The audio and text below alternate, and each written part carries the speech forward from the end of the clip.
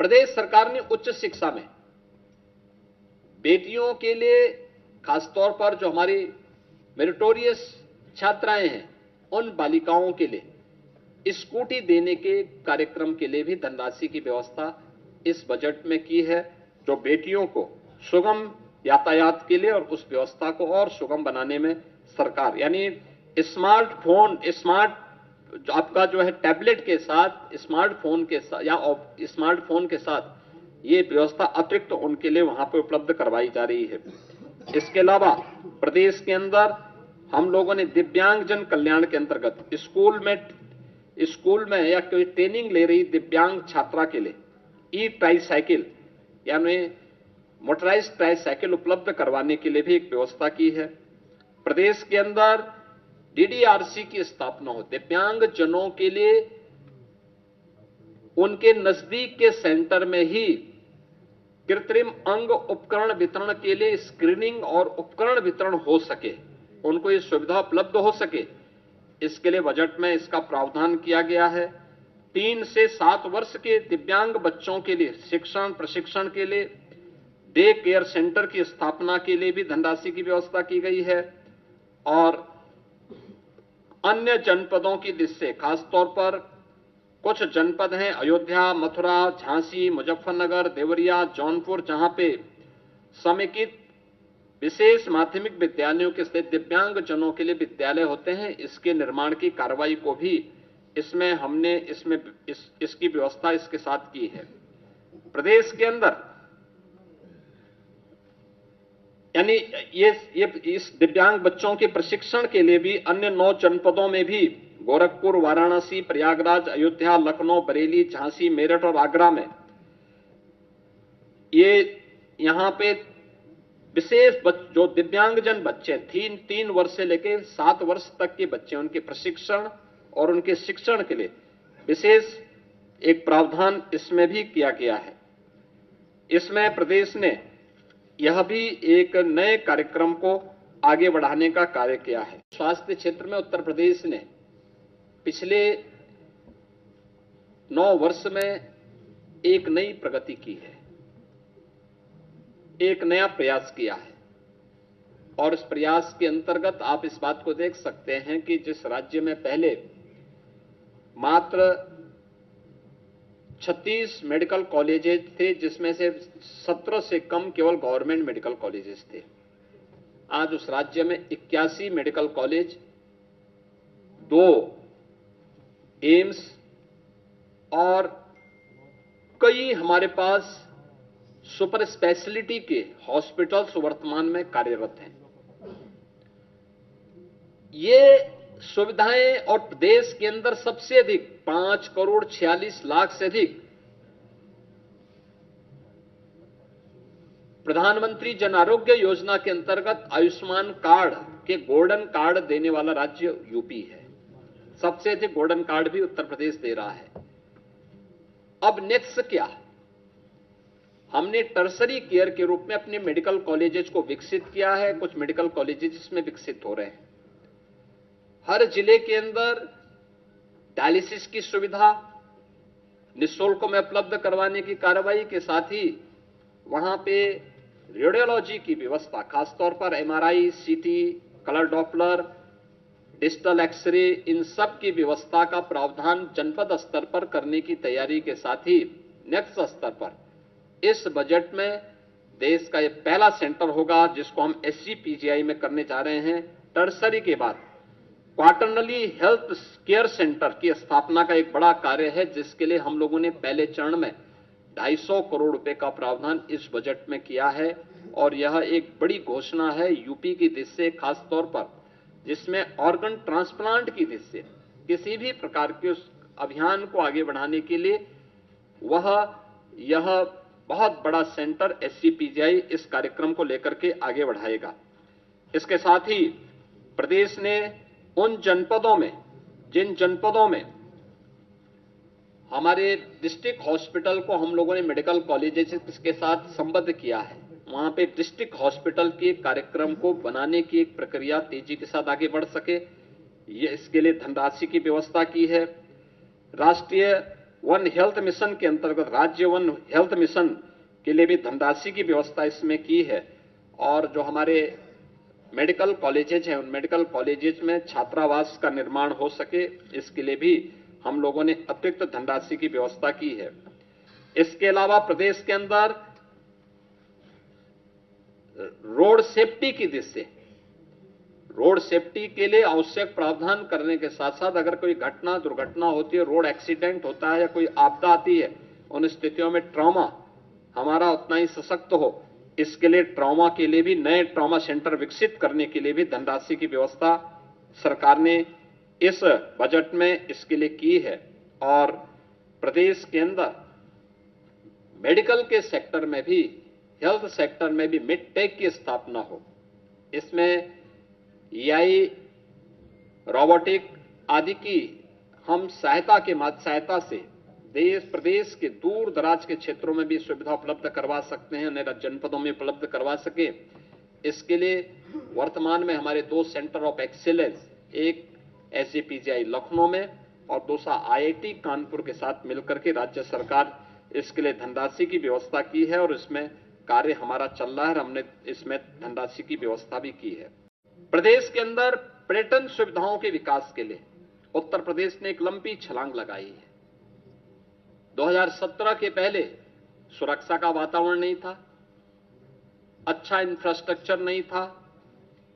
उत्तर प्रदेश का परसेप्शन देश और दुनिया के अंदर खराब होने के कारण यहां पे न पर्यटन सुविधाएं थी और न ही उसके विकास के लिए सरकार की रुचि थी, न सुरक्षा था, तो कोई आने का प्रयास नहीं करता था।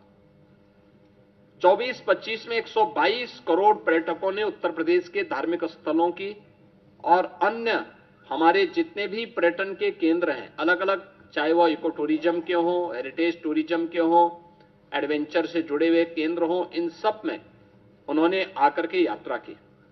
पर्यटन अपने आप में एम्प्लॉयमेंट का भी एक बहुत बड़ा माध्यम है, ढेर सारा रोजगार का सृजन करता है।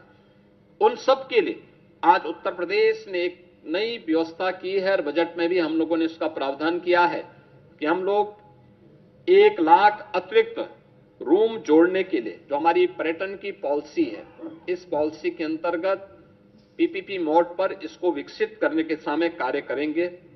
50,000 नए होम स्टे के लिए भी हम लोग इस दिशा में कार्य करेंगे और महिला गाइड प्रशिक्षण के लिए भी लाइसेंस शुल्क को माफ करने, यानी 10,000 का जो लाइसेंस शुल्क है उसको माफ करने का भी प्रावधान हम लोगों ने महिलाओं के लिए इस बजट में इसकी व्यवस्था की है। उत्तर प्रदेश सरकार स्टेम यानी science, technology, engineering and maths, इसको बढ़ावा देने के लिए प्रदेश सरकार ने स्टेम एआई मिशन, राजकीय पॉलिटेक्निक संस्थान और टेक्निकल इंस्टीट्यूशन के साथ हम इसको जोड़ने के एक बड़े कार्यक्रम के साथ आगे बढ़े हैं, जिसमें AI enabled lab, skill development के साथ इसको जोड़ने का कार्यक्रम और एआई से जुड़ी हुई जो सामग्री है वह स्थानीय भाषा में यानी हिंदी में भी उपलब्ध हो सके, इसके लिए कार्य हो रहा है। इसके साथ ही इस दिशा में नॉलेज पार्टनर के रूप डीप टेक के लिए प्रदेश के अंदर आईआईटी कानपुर, आईआईटी बीएचयू और अन्य संस्थानों को भी हम लोगों ने इसके साथ जोड़ने के एक बड़े कार्यक्रम के लिए भी धनराशि की व्यवस्था यहां पर हम लोगों ने इस बजट में इसकी घोषणा की है। प्रदेश में महिलाओं की सुरक्षा, उनके स्वावलंबन और उनके सम्मान से जुड़ी हुई कार्यक्रम को भी हम लोगों ने ई क्यूब के रूप में एम्प्लॉयमेंट, एंटरप्राइज और एक्सीलेंस की यात्रा को जोड़ते हुए पिछले 9 वर्ष में महिला श्रम बल उत्तर प्रदेश के अंदर 13% से बढ़कर के 36% हुआ है। इसको और अधिक बढ़ाने की दिशा में उत्तर प्रदेश सरकार ने एक विशेष महिला उद्यमी उत्पाद विपणन योजना, इसके लिए धनराशि की व्यवस्था की है, जो अभी यूनियन बजट में सी मार्ट की तर्ज पर कार्य करेगा। इसके अलावा महिला उद्यमी क्रेडिट कार्ड की योजना भी घोषित की गई है, जिसमें महिलाओं की आय बढ़ाने, लखपति दीदी के लक्ष्य को आगे बढ़ाने, ब्याज मुक्त पूंजी उपलब्ध कराने हेतु यानी उन्हें छोटी छोटी योजनाओं के लिए ब्याज पर किसी बैंक से या किसी ऐसे व्यक्ति से उनको ब्याज न लेना पड़े जहां वह कर्ज के नीचे दबे, उसे ब्याज मुक्त ऋण की सुविधा उपलब्ध हो सके, इसके लिए धनराशि की व्यवस्था की गई है। और कामकाजी महिलाओं के लिए हम लोग हर जनपद स्तर पर उनके लिए श्रमजीवी महिला छात्रावास का विकास का निर्माण कर सकें, इस दिशा में भी धनराशि की व्यवस्था की गई है। युवाओं के लिए एक अन्य प्रावधान इस बजट में किया गया है जो अत्यंत महत्वपूर्ण है, और वह है वन कमिश्नरी, one divisional headquarter, one sports college, यानी 18 कमिश्नरी हेडक्वार्टर हैं उत्तर प्रदेश के अंदर। हर एक में एक स्पोर्ट्स कॉलेज भी होगा। उत्तर प्रदेश सरकार पहले से ही हॉकी के जादूगर मेजर ध्यानचंद जी के नाम पर हम लोग मेरठ में स्पोर्ट्स यूनिवर्सिटी का निर्माण कर रहे हैं, जो अप्रैल मई तक बनकर के तैयार हो जाएगा। उसमें सत्र प्रारंभ हो चुके हैं। अब उत्तर प्रदेश ने 2030 के अहमदाबाद कॉमनवेल्थ गेम्स और 2036 के ओलंपिक की भारत की प्रस्तावित दावेदारी को ध्यान में रखते हुए उत्तर प्रदेश का युवा अच्छी संख्या में इन आयोजनों में भागीदार बन सके, इसके लिए 18 कमिश्नरी हेडक्वार्टर पर यानी डिविजनल हेडक्वार्टर पर हम लोग एक एक स्पोर्ट्स कॉलेज की स्थापना करने के साथ ही उन्हें एक स्पेसिफिक स्पोर्ट्स के लिए सेंटर ऑफ एक्सीलेंस के रूप में विकसित करने की दिशा में भी कार्य कर रहे हैं। इसके लिए हम लोगों ने धनराशि की व्यवस्था इस बजट में भी इसकी व्यवस्था की है। बाकी अन्य धनराशि की व्यवस्था हर ग्राम पंचायत स्तर पर ओपन जिम के निर्माण के लिए उसकी प्राथमिकता के साथ जोड़ा है। वहां पर अन्य कार्यक्रमों को भी विकसित करने के लिए खेल के मैदान का हो, मिनी स्टेडियम का हो, स्टेडियम के निर्माण का हो, खेलो इंडिया कार्यक्रम के अंतर्गत भी इन्हें विकसित करने की दिशा में भारत सरकार के साथ मिलकर के हम लोग इन कार्यक्रमों को आगे बढ़ाने का कार्यक्रम स्पोर्ट्स के माध्यम से कर रहे हैं। उत्तर प्रदेश के युवाओं के लिए उन्हें डिजिटली सक्षम बनाने के लिए हम लोगों ने स्वामी विवेकानंद युवा सशक्तिकरण योजना के अंतर्गत जो चालू वर्ष में उनके लिए टैबलेट या स्मार्टफोन वितरण के कार्यक्रम के लिए धनराशि की व्यवस्था भी इस बजट में की है। और इसके साथ ही एमएसएमई सेक्टर में खासतौर पर जो पुराने कंबल कारखाने थे, उन कंबल कारखानों को आधुनिकीकरण करने की दिशा में, क्योंकि हर वर्ष हम लोगों को गरीबों को कंबल वितरण करने के लिए अतिरिक्त प्रावधान करने पड़ते हैं, उसके लिए भी हम लोगों ने इस बजट में इसका प्रस्ताव किया है। आईटी एंड इलेक्ट्रॉनिक सेक्टर के लिए विशेष, जिसमें उत्तर प्रदेश एआई मिशन की व्यवस्था, AI centre of excellence, India AI data labs की स्थापना, साइबर फ्रॉड को रोकने के लिए साइबर सिक्योरिटी ऑपरेशन सेंटर की स्थापना का भी विशेष प्रावधान इस बजट में हम लोगों ने यहां पर किया है। और जो मैंने पहले भी कहा है कि जो डाटा सेंटर की मांग को देखते हुए इसमें काफी बड़े विस्तार को आगे हमने इसका विस्तार किया है। प्रदेश में कई डाटा सेंटर की वर्तमान में स्थापना हो रही है, लेकिन इनका डाटा सेंटर क्लस्टर की स्थापना हो जो एआई के लिए आवश्यक है, उस दिशा में आज सरकार ने इसकी भी घोषणा की और उसके लिए बजट की घोषणा की है। और डाटा सेंटर क्लस्टर की इस नई योजना से भी हम लोग कार्यक्रम को आगे बढ़ा रहे हैं। उत्तर प्रदेश ने शिक्षा के क्षेत्र में कुछ मॉडल दिए थे, खासतौर पर ऑपरेशन कायाकल्प हो या फिर उन बच्चों के लिए जो निराश्रित थे या निर्माण श्रमिकों के बच्चे थे, उनके लिए अटल आवासीय विद्यालय के मॉडल दिए थे। अटल आवासीय विद्यालय के इंफ्रास्ट्रक्चर को ध्यान में रखते हुए उसी तर्ज पर बेसिक शिक्षा परिषद में हम लोगों ने व्यवस्था की है कि सीएम कंपोजिट विद्यालय की स्थापना, यह हर जनपद में 2-2 विद्यालयों के लिए हम लोगों ने धनराशि का प्रावधान भी इस बजट में सभी 75 जनपदों के लिए किया है। इसके अलावा प्रदेश के अंदर कस्तूरबा गांधी विद्यालयों, अभी बहुत कुछ हमारे विकासखंड ऐसे थे जहां पे कस्तूरबा गांधी विद्यालय नहीं थे या कस्तूरबा गांधी विद्यालय की मांग हो रही थी, वहां पे उनके विस्तार के कार्यक्रम को हम लोगों ने एक व्यवस्था की है।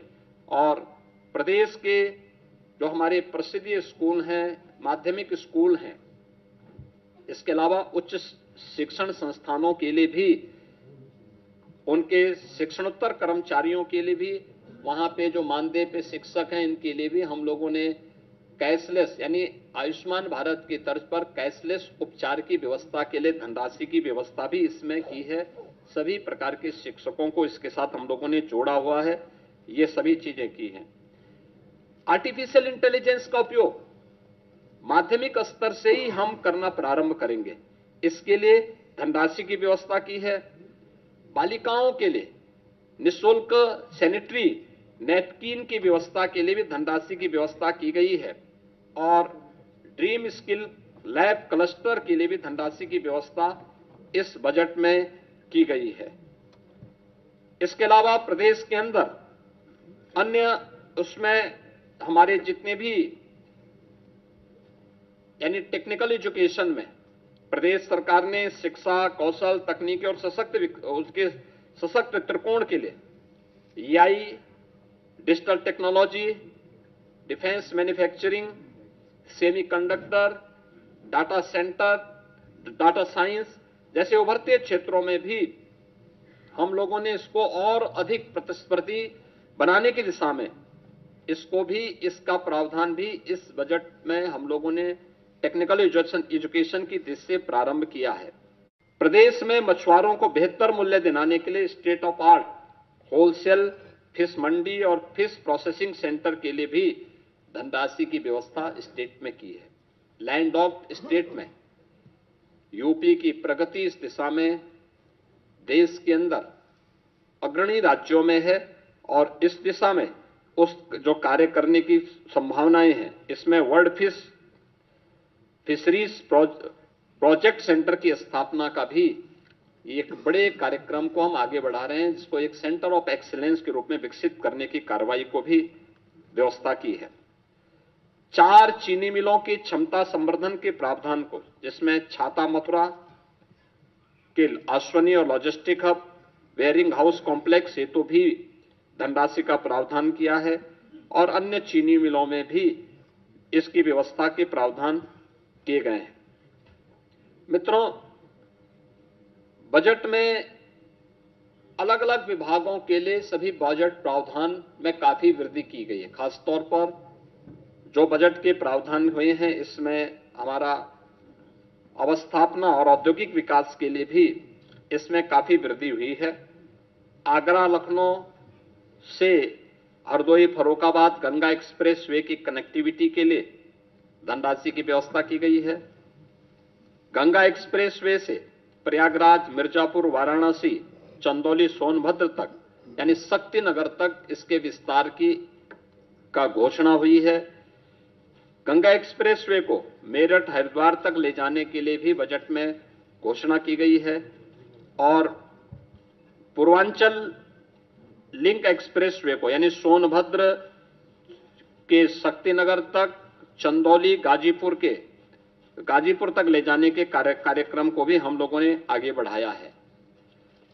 यूपी बायोफ्यूल प्लास्टिक केंद्र को भी विकसित करने की कार्रवाई को हम लोगों ने आगे बढ़ाया है और FDI फॉर्च्यून 500 के अंतर्गत आने वाली जो कंपनियां हैं, FDI के लिए आने वाली कंपनियों के लिए भी विशेष प्रावधान हम लोगों ने इस बजट में उसकी घोषणा भी की है। इसके साथ ही MSME सेक्टर में काफी बड़ी संख्या में हम लोगों ने इसको प्रोत्साहित करने के लिए कार्य किया है और एक बड़ा घोषणा, हर जिले में स्किल डेवलपमेंट के एक बड़े केंद्र को, जहां से हम हब एंड स्पोक मॉडल पर उस कार्यक्रम को आगे बढ़ा सकते हैं। इसके तहत सरदार वल्लभ भाई पटेल एम्प्लॉयमेंट जोन, इसके लिए भी प्रावधान की घोषणा की है, जिसमें 50 एकड़ से लेकर के 100 एकड़ क्षेत्रफल के एक बड़े क्लस्टर में स्किल डेवलपमेंट कार्यक्रम के साथ ही अन्य कार्यक्रमों को भी लागू करने का एक विशेष कार्यक्रम किया गया है। वन डिस्ट्रिक्ट वन कुजीन योजना के अंतर्गत भी स्थानीय खाद्य पदार्थों की ब्रांडिंग की जा सके, इसको प्रोत्साहित करने का भी प्रावधान इस बजट में किया गया है और उनके लिए विशेष प्रावधान किया गया है। आप मुझे बताइए, 1947 से सरकारें स्वतंत्र भारत में गरीबों के मकान नहीं बन पाए। मोदी जी जब आए तब 60 लाख प्रदेश के गरीबों को एक एक आवास हम लोगों ने प्रधानमंत्री आवास योजना में दिया। गरीबों के घर में शौचालय नहीं बन पाए थे। आप गांवों में जाते थे, आज से 8 साल पहले जिस भी गांव में जाइए, गांव की सड़कें पैदल जाओ गंदगी से भरी होती थी, बदबू आती थी, लोगों को नाक बंद करना पड़ता था। आज नहीं है, क्योंकि हर घर में शौचालय बन गया है। आज गांव साफ और सुथरे हैं, बीमारियां कम हुई हैं, शुद्ध पेयजल की व्यवस्था उपलब्ध करवाई जा रही है। पहले बिजली केवल 2, 3, 4 जनपदों को मिलती थी, अब सभी 75 जनपदों को बिजली उपलब्ध करवाई जा रही है। विकास के बड़े बड़े कार्य हो रहे हैं और जो पैसा भ्रष्टाचार की चपेट में आता था, वह पैसा विकास में खर्च हो रहा है, नौजवानों के रोजगार में खर्च हो रहा है, वह पैसा धर्मस्थलों के पुनरुद्धार के लिए खर्च हो रहा है, नए नए कॉरिडोर के विकास के लिए खर्च हो रहा है। विरासत और विकास की इस यात्रा को लेकर के वर्तमान में सरकार कार्य कर रही है और उसी यात्रा का प्रतिफल है उत्तर प्रदेश अब भारत की जो देश की जो 3 बड़ी अर्थव्यवस्था है उनमें से उत्तर प्रदेश भी एक है। अब उत्तर प्रदेश बीमारू नहीं, बल्कि देश के अर्थव्यवस्था का एक मजबूत राज्य बनकर के उभरा है, भारत की अर्थव्यवस्था में मजबूती प्रदान कर रहा है।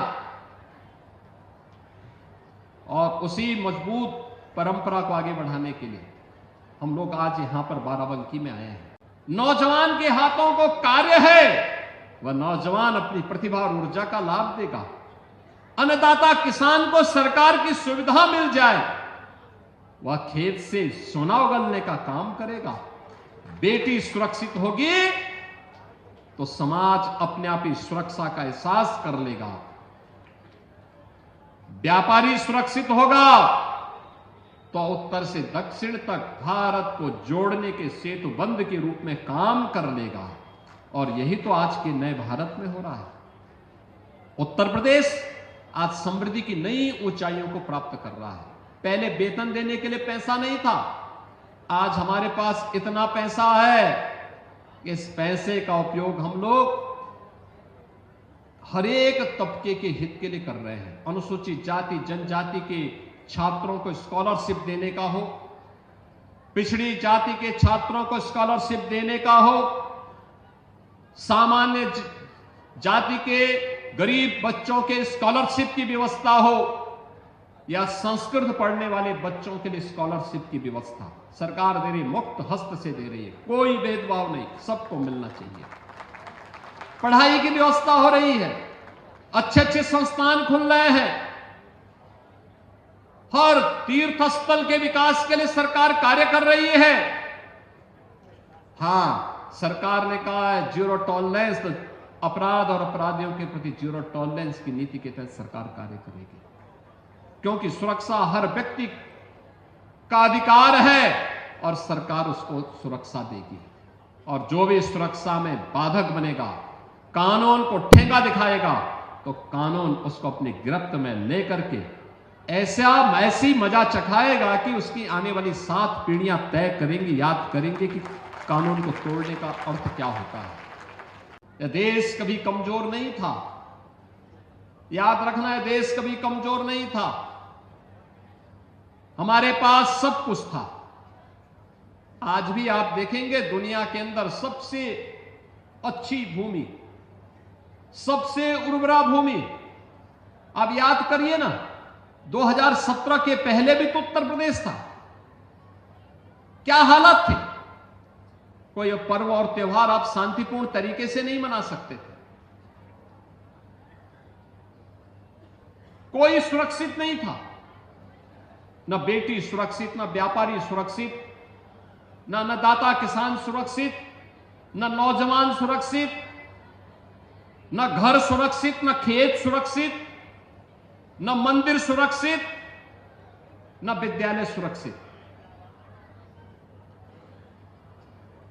हर तीसरे चौथे दिन किसी न किसी जिले और किसी न किसी शहर में कर्फ्यू लगता था, दंगे होते थे, राह चलते हुए व्यक्ति को लूट लिया जाता था, परिवार के लोग घरों में सशंकित होकर के बैठते थे। अगर परिवार का कोई सदस्य बाहर गया है और सूर्य अस्त होते होते वापस घर में नहीं आया है तो सशंकित होकर के बैठ जाते थे, क्या हो गया, टेलीफोन पे टेलीफोन, टेलीफोन पे टेलीफोन।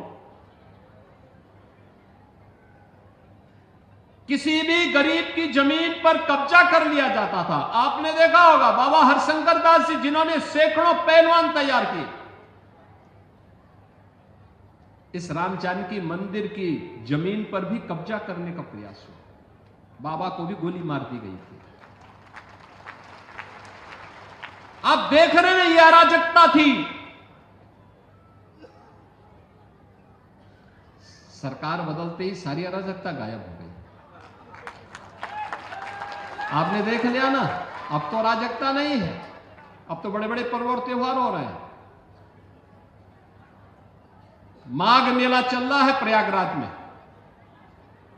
याद करिए 13 के कुंभ में 12 करोड़ श्रद्धालु गए थे और माघ मेला में इस वर्ष अब तक 21 करोड़ श्रद्धालु त्रिवेणी में संगम में आस्था की डुबकी लगा चुके हैं। यानी करोड़ों की संख्या में श्रद्धालु अब आ रहा है। अयोध्या धाम में देखो ना, पहले लाखों की संख्या में लोग वर्ष भर में आ पाते थे और अब करोड़ों की संख्या में श्रद्धालु आ रहा है। काशी विश्वनाथ धाम में लाखों की संख्या में पहले थे, अब संख्या करोड़ों में पहुंच गई है। यानी 24-25 में अकेले उत्तर प्रदेश के अंदर 122 करोड़ श्रद्धालु उत्तर प्रदेश के धार्मिक स्थलों पर दर्शन करने के लिए आया है। महाकुंभ में 66 करोड़ श्रद्धालु आया। अब अनुमान करिए ये बड़ी संख्या, ये क्या बताती है? सुरक्षा है और अच्छी सुविधा है, हर व्यक्ति आना चाहेगा। इन राम द्रोहियों के लिए अब कोई जगह नहीं जो राम भक्तों पर गोली चला रहे थे, राम काज में बाधक थे, इन लोगों के लिए अब कोई जगह नहीं। और जो लोग अभी सपना देख रहे हैं बाबरी ढांचे का, तो उनको हम भी ये बता देना चाहते हैं कि कयामत का दिन कभी नहीं आने वाला है और कभी नहीं आएगा।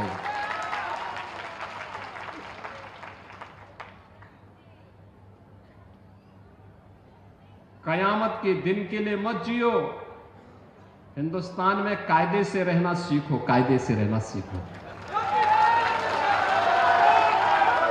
यहां का कानून मानो, कानून मानोगे, कायदे से रहोगे तो फायदे में रहोगे, और नहीं तो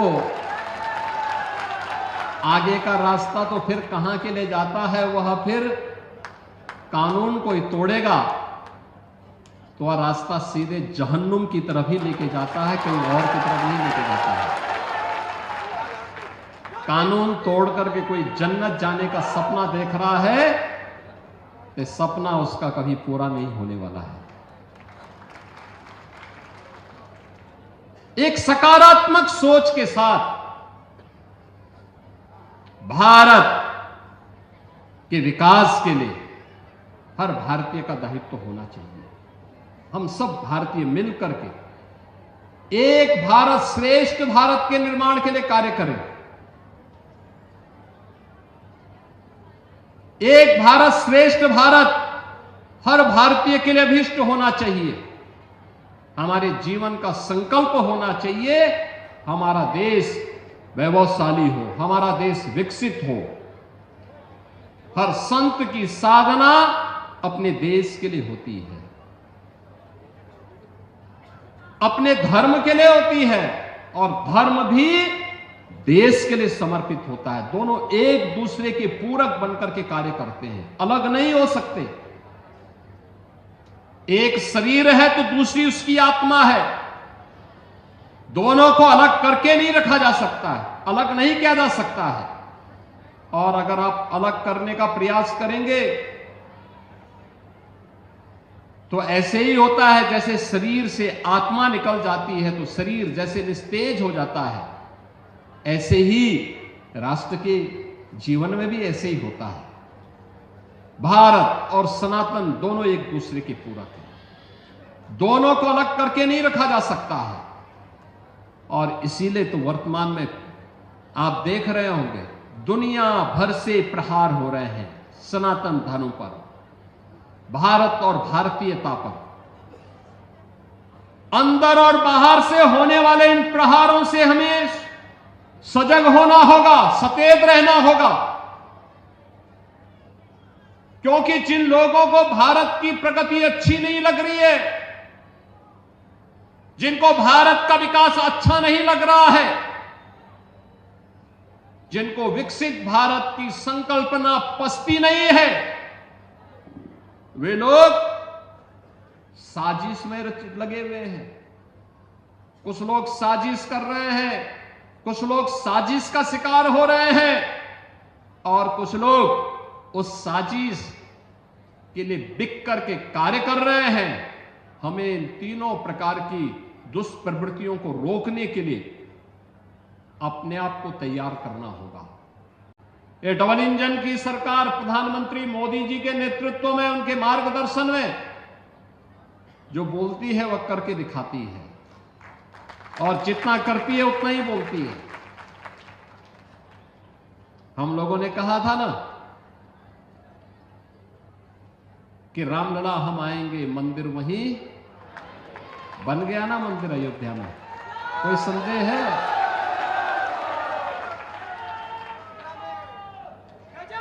कोई संदेह है? और हम आज फिर इस बात को कह रहे हैं कि कयामत के दिन तक भी कभी, कयामत का दिन तो कभी आना ही नहीं है, और इसलिए बाबरी ढांचे का पुनर्निर्माण कभी होना ही नहीं है। जो कयामत के दिन आने का सपना देख रहे हैं, ऐसे ही सड़गल जाएंगे, कभी वह दिन आने वाला नहीं है।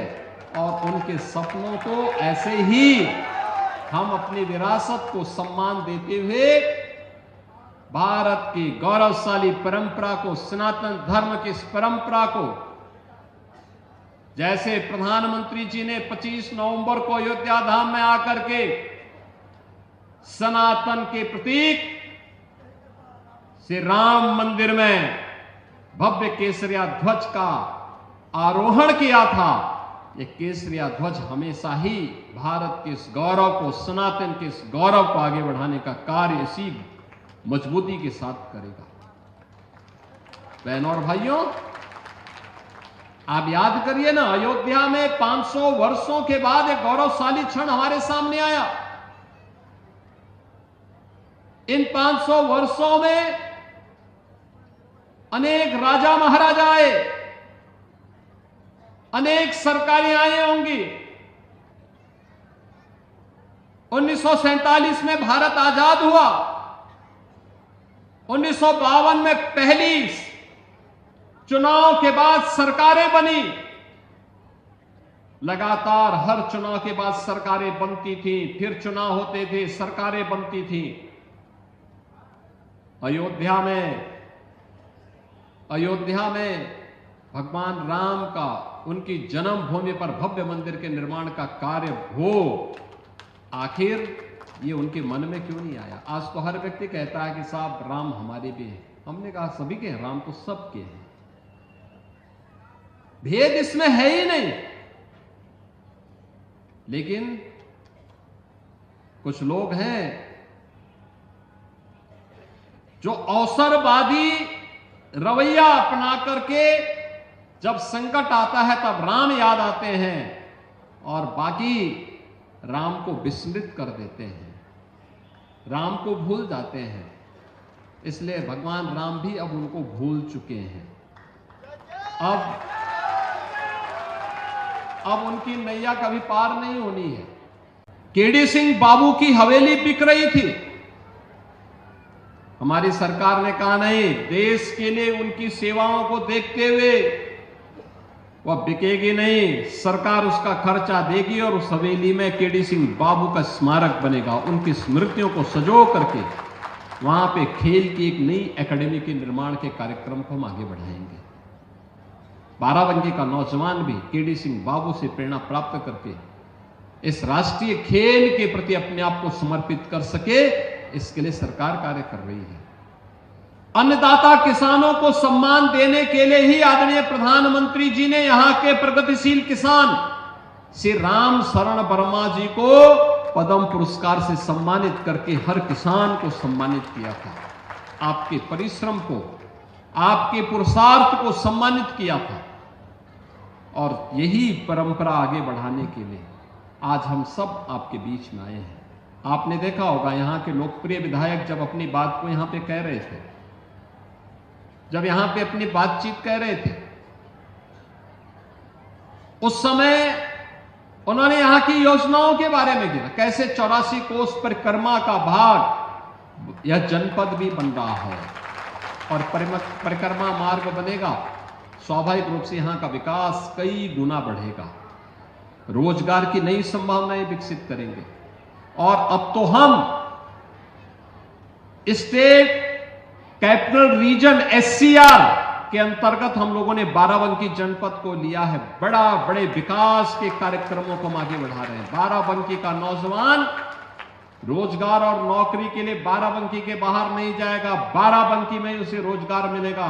यहां के सतीश चंद्र शर्मा जी ने, सुरेश राय जी ने, यहां के जनप्रतिनिधियों ने जो प्रस्ताव दिया था, राम स्नेही घाट के पास हमारा एक बहुत बड़ा औद्योगिक क्षेत्र खड़ा होने जा रहा है, उद्योग यहीं लगेंगे। बाराबंकी जनपद इतनी पवित्र नदी सरयू मैया की कृपा यहां पर है। पौराणिक काल से इसका अपना एक गौरवशाली अतीत रहा है। जब एक अतीत गौरवशाली है तो वर्तमान भी गौरवशाली होगा और भविष्य को भी और भी गौरवान्वित करने वाला क्षण के रूप में बदलने का काम अब डबल इंजन की सरकार करने जा रही है।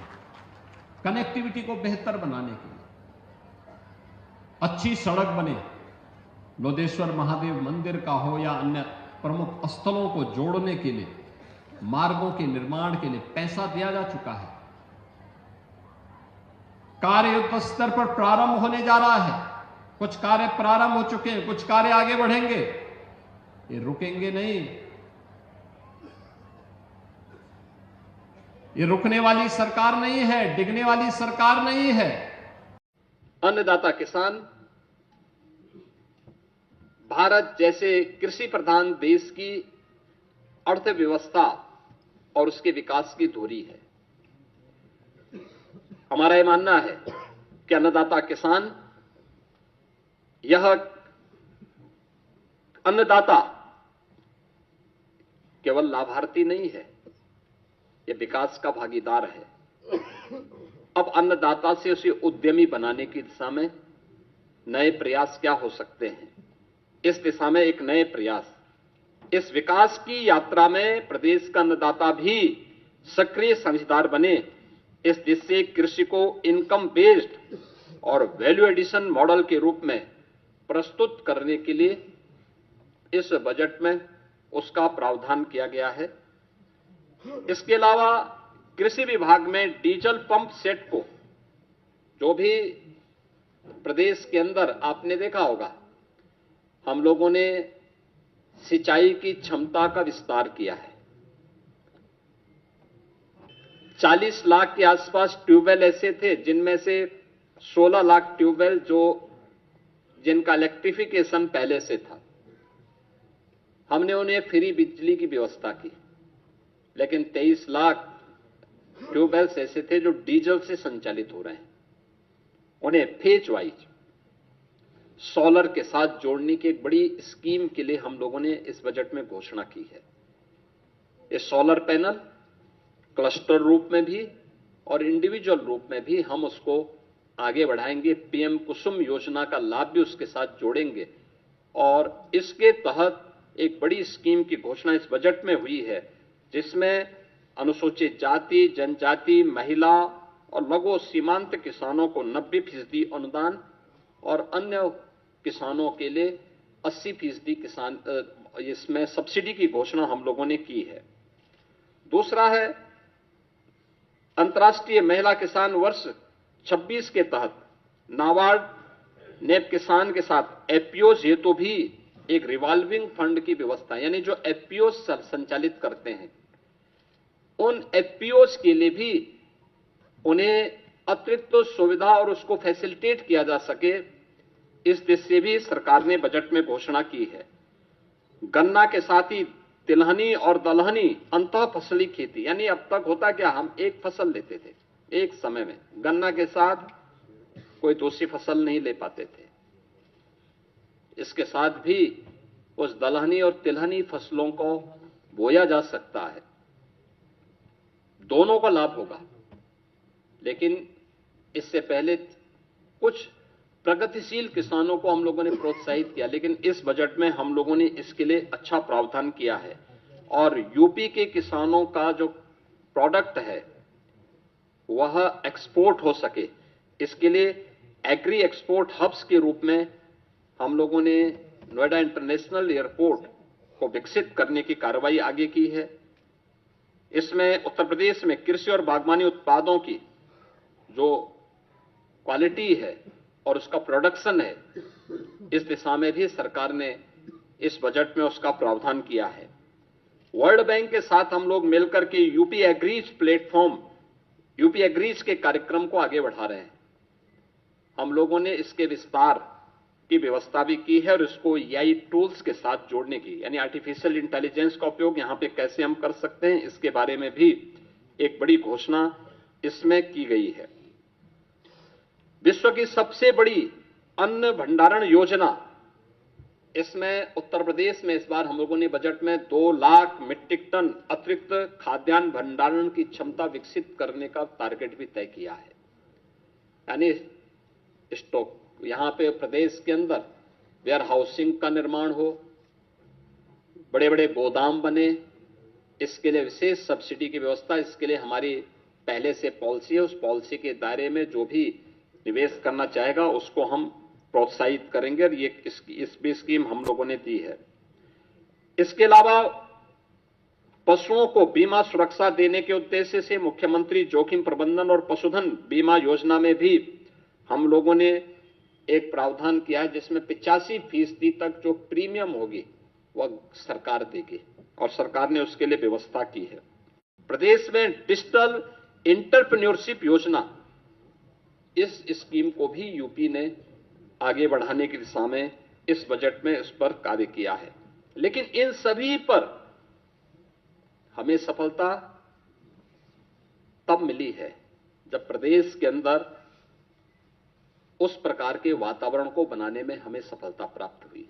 खासतौर पर उसके लिए प्रयास किए गए रूल ऑफ लॉ, यही रियल ग्रोथ है, यही उसकी गारंटी है। यानी rule of law real growth की गारंटी है।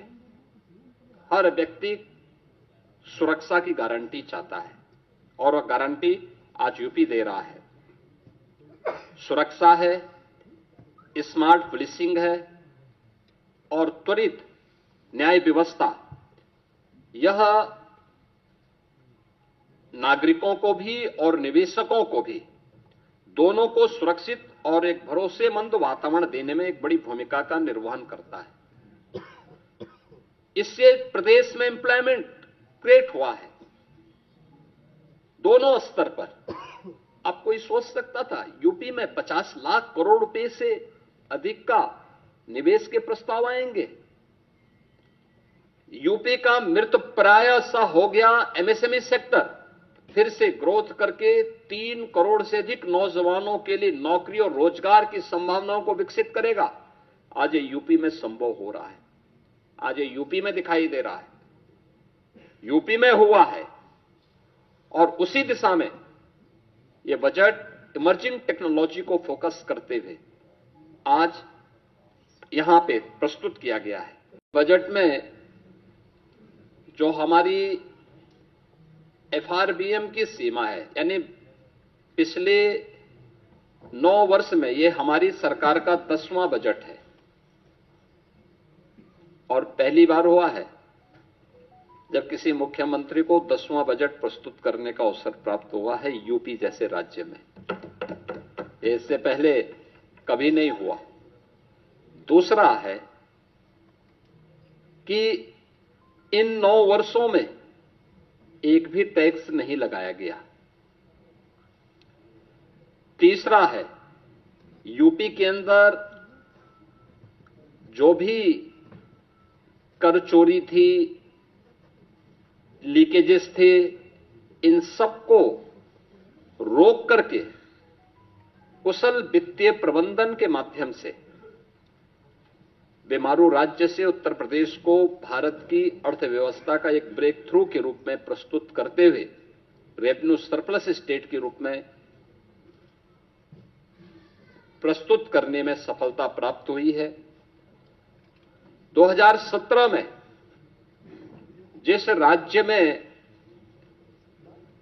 ऋणग्रस्तता थी और वह उसकी 30% से अधिक थी, उसे घटा करके हम लोगों ने अगले ही 2-3 वर्षों के अंदर 27% में लाने में सफलता प्राप्त की थी। लेकिन 3 वर्ष का जो कोविड कालखंड था, इसके कारण यह सीमा बढ़ी थी।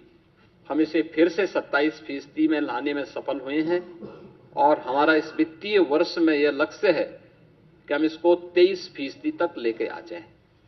यानी जो रिजर्व बैंक ने तय किया है कि किसी भी राज्य की जो कुल जीएसडीपी होगी उसकी 30% से अधिक ऋण उस पर नहीं होना चाहिए। उत्तर प्रदेश देश के उन राज्यों में है जिस राज्य के पास जो भी एफआरबीएम की सीमा तय की गई है उसके अधीन उत्तर प्रदेश ने अपने वित्तीय प्रबंधन को रखा है और उत्तर प्रदेश की ऋणग्रस्तता उसी के अधीन उत्तर प्रदेश के अंदर देखने को मिल रही है।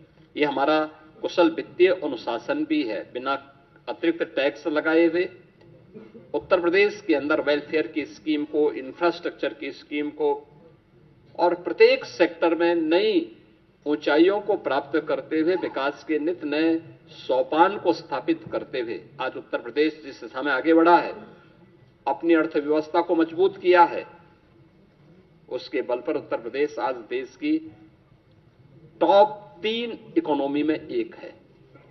देश की जो टॉप 3 इकोनॉमी है उनमें से उत्तर प्रदेश की एक है। आज वर्ष 26-27 का उत्तर प्रदेश का बजट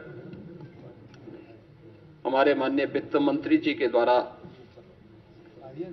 सदन में प्रस्तुत किया गया है। उत्तर प्रदेश ने पिछले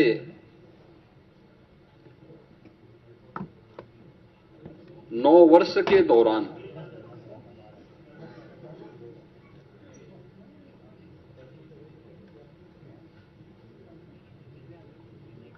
अपना परसेप्शन बदलने में जो सफलता प्राप्त की है,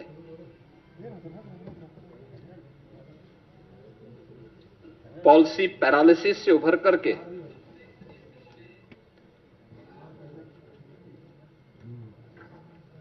परसेप्शन को बदलकर अनलिमिटेड पोटेंशियल के स्टेट के रूप में यूपी को प्रस्तुत किया है। आज का यह बजट उन्हीं भावों का प्रतिनिधित्व भी करता है। आपने देखा होगा कि 9 वर्ष में 3 गुना से अधिक उत्तर प्रदेश का यह बजट बढ़ा है, यानी 9,12,000 करोड़ रुपए से अधिक का अब उत्तर प्रदेश की सबसे बड़ी आबादी का यह बजट आज उत्तर प्रदेश के विधानमंडल में प्रस्तुत हुआ है। और अगर बजट की मैं थीम कहूं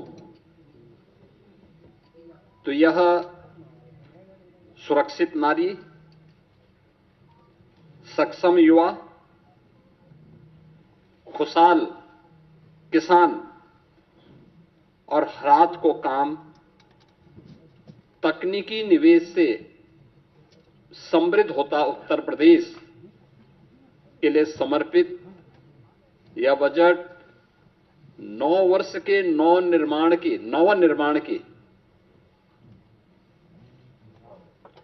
एक नई गाथा को देशवासियों के सामने प्रस्तुत करता है।